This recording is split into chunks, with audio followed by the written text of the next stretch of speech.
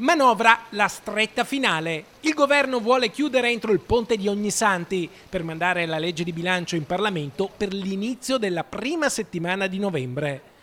Le novità sono note, si prevedono pagamenti elettronici per certificare le spese da portare in detrazione con percentuali in base al reddito. Verranno ridotte le risorse per la riforma di quota 100 e poi via libera a plastic e sugar tax.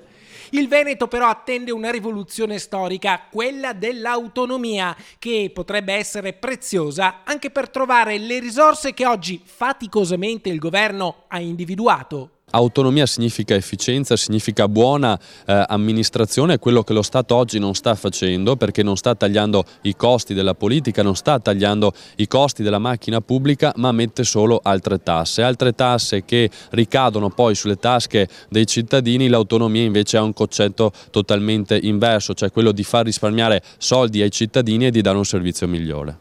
E così oggi, nel giorno della manovra, l'autonomia torna grande protagonista. Il Veneto vuole risposte. Già oggi il Veneto, con la buona gestione e con una regione efficiente, farebbe risparmiare allo Stato quasi 30 miliardi di euro. Non oso immaginare con l'autonomia, quindi faccio un appello al governo perché dia una risposta sul tema dell'autonomia.